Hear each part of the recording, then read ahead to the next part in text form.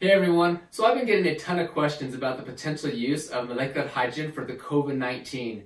Now, there does appear to be some good rationale for why it would be used, and in fact in China there are already several clinical studies where they're using molecular hydrogen to treat the COVID-19 patients. According to some of the researchers, the preliminary data is really quite promising, in so much that at least one governmental organization is now recommending the use of molecular hydrogen for these patients. Now, I want to go through the pathophysiology so I can describe the rationale for why hydrogen gas would be used in these clinical studies and in this scenario. But first, I want to show you a video where Dr. Nanshan Zhong, who was the one who discovered the SARS coronavirus in 2003, actually recommends and discusses the use of molecular hydrogen. And then I actually have some videos where patients who have the COVID-19 are actually describing their experience using the molecular hydrogen therapy. So we'll go to those videos and then I'll come back and talk about the rationale for H2. So we'll see you soon.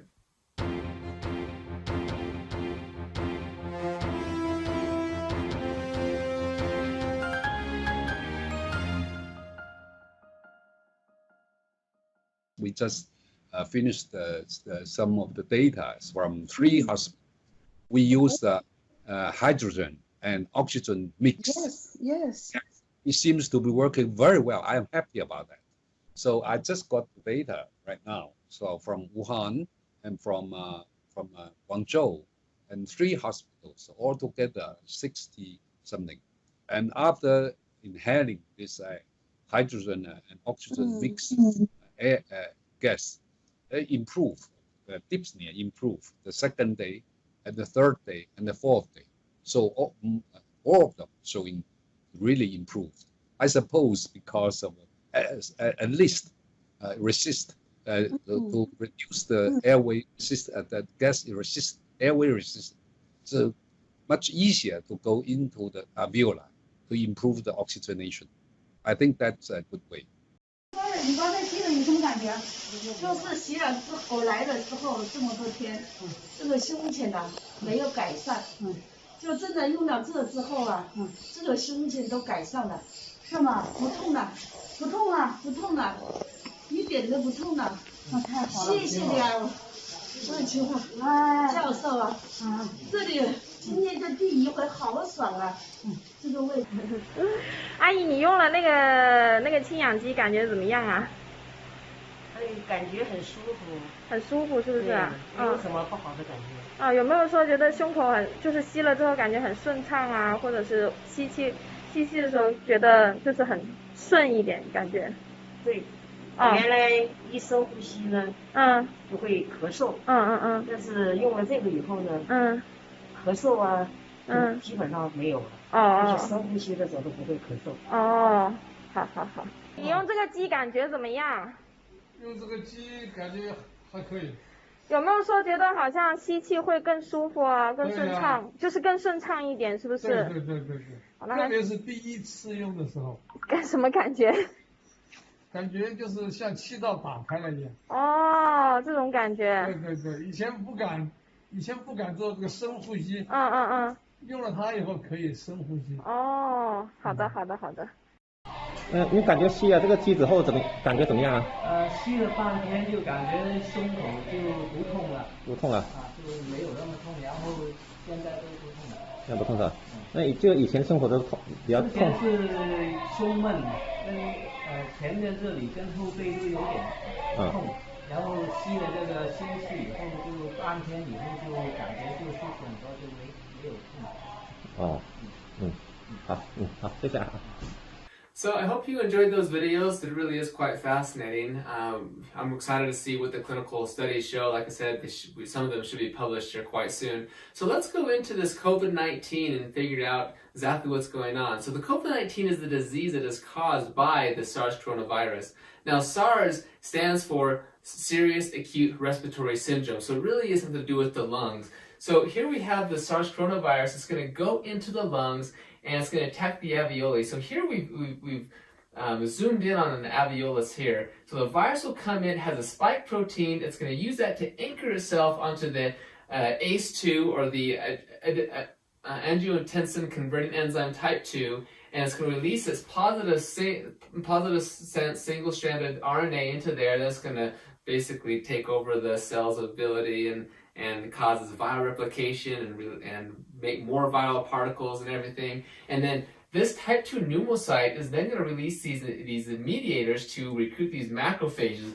And the macrophage, the white blood cells, going to release these various cytokines, okay, interleukin 6, interleukin 1, TNF alpha, tumor necrosis factor alpha. That's going to go into the plasma and then it's going to release neutrophils. Now it's going to increase some of the vasodilation permeability so that neutrophils are going to now go into there. It's going to start creating a reactive oxygen species, and the reactive oxygen species are very damaging oxidative molecules that are going to, kill the viruses. Well, the virus is already dead, but, kill everything, inhibit viral replication, and do exactly what we want them to do. So that's a very important part of all of this. But as this continues going, you're going to get more and more of this reactive oxygen species, more of the inflammation, you get more vasodilation, more capillary permeability. But because you actually are destroying your type 2 pneumocyte, well, type 2 pneumocyte is what's important to make surfactant. If you don't have surfactant, your lungs aren't going to work correctly. So you don't have the reduced surface tension, so you have a decreased concentration. Plus, with the permeability, all the plasma is releasing out into the alveolus, and so now you have a collapsed alveolus. So, of course, you have a collapsed alveolus, you're going to have very difficult for gas exchange. You're going to have to work really hard to breathe. So you're going to have a very difficult time breathing with that problem. When this, because of all the reactive oxygen species, you're damaging the actual cell. So the whole entire alveolus will end up dying.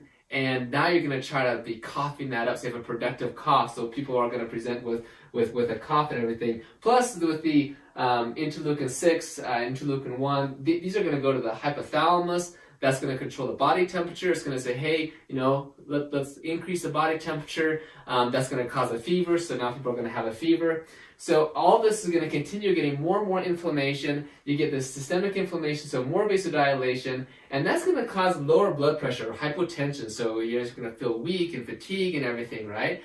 So you have this hypotension. Well, that's also going to cause low blood perfusion. Well, low blood perfusion meaning you're not going to get the oxygen-rich blood to your cells. So that's going to cause low oxygen levels or hypoxia, right? So now you're going to be short of breath. Plus, with this issue, you're short of breath, but also here, and that's going to activate the chemoreceptors. It's going to cause you to activate sympathetic nerve activation, so you're going to have a higher heart rate, for example. So you have fever, difficulty breathing, higher heart rate, a cough, all of these things. But you're not getting the nutrients there either. You're not being able to do metabolic waste removal. So that's going to cause cell death, right?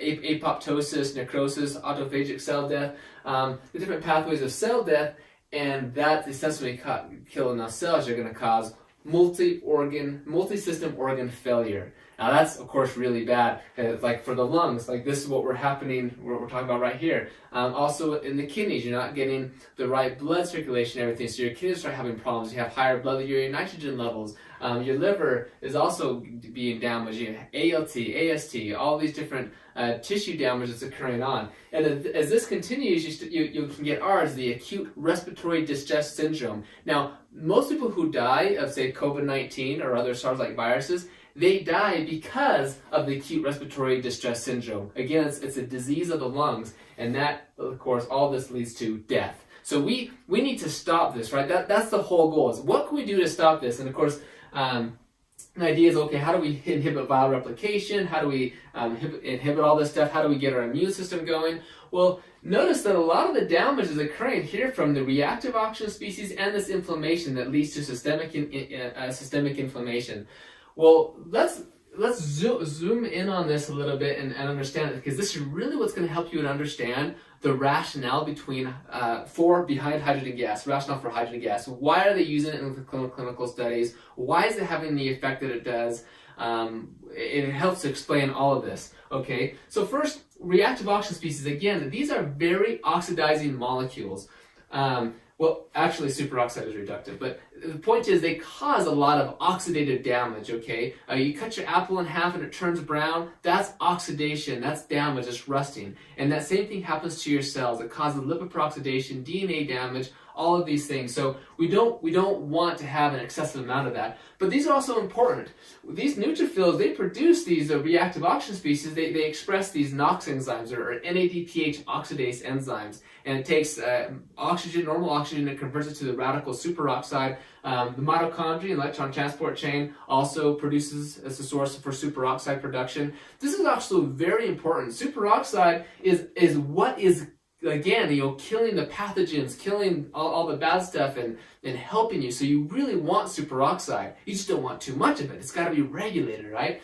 Also nitric oxide. Well, nitric oxide is very critical. It's a vasodilator. Of course, that's really good, but you don't want too much of that, because that's going to cause misdistribution of blood flow and whole sorts of problems.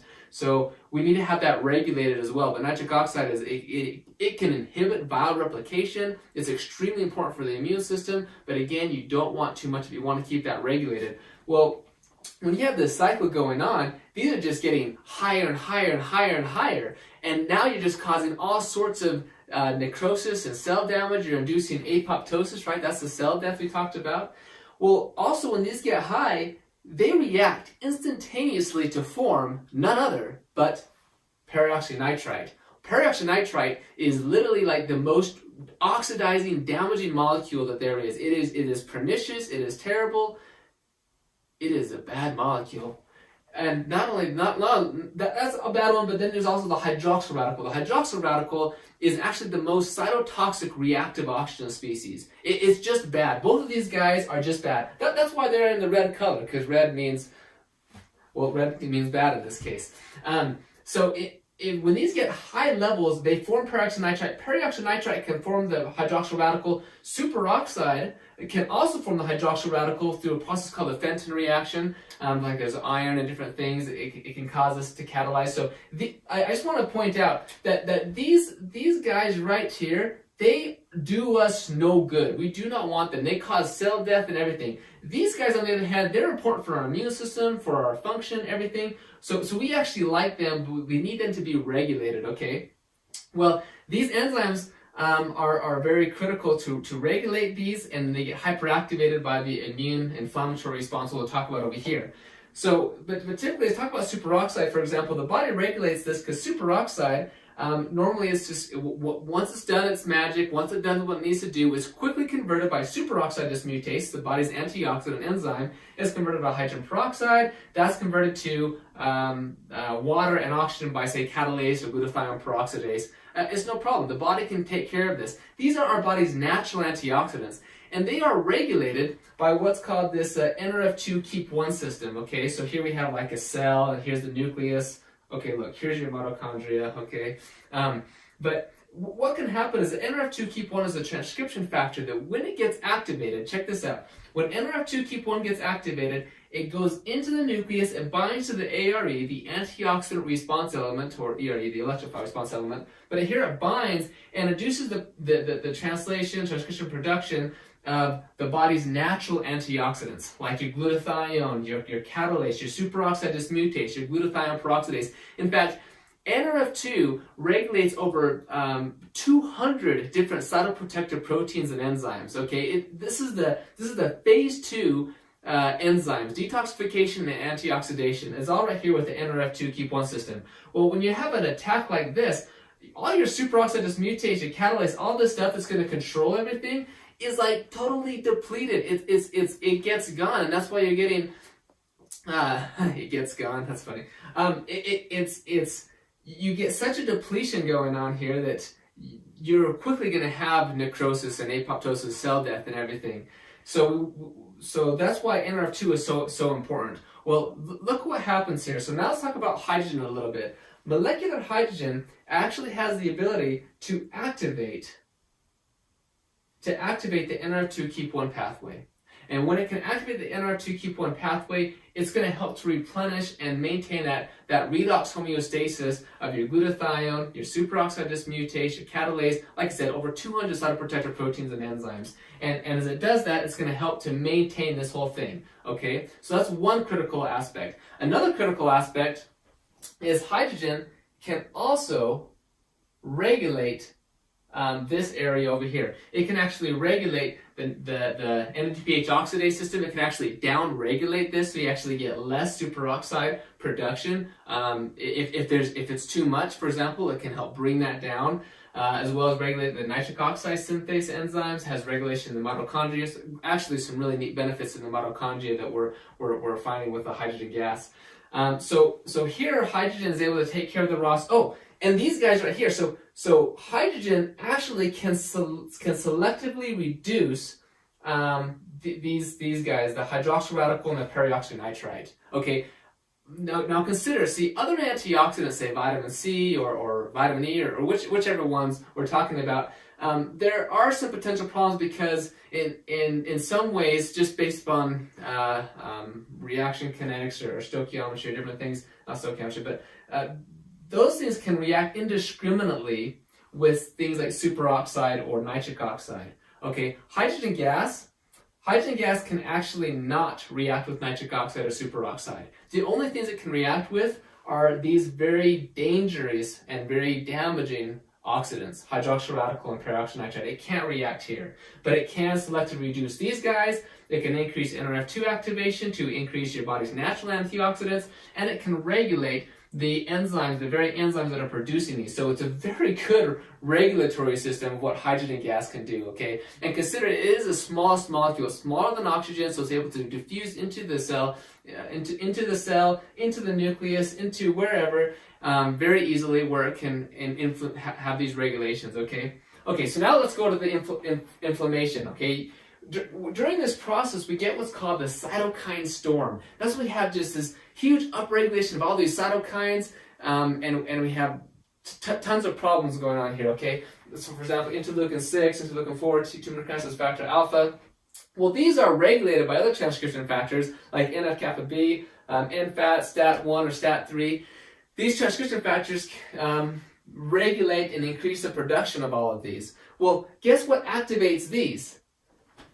Reactive oxygen species, okay? Well, reactive oxygen species activate these guys, and guess what these guys can produce? Well, if you guess reactive oxygen species, you go to the head of the class. Because that's right. All of this is this whole cycle. And you can see it's a vicious cycle. It just keeps on getting worse and worse and worse until you get more cell death, which results in multisystem organ failure, which results in, well, eventually death. If we don't stop this, we have to stop this cycle. So hydrogen gas over here, we've actually demonstrated that hydrogen has an inhibitory role or a regulatory role in regulating these guys, which are going to regulate the actual inflammatory cytokines. So we've actually done several studies showing, we and as well as many other colleagues and researchers, and many papers have demonstrated that hydrogen has a great anti-inflammatory effects, decreasing interleukin 6. Okay, that's a very potent pro-inflammatory cytokine.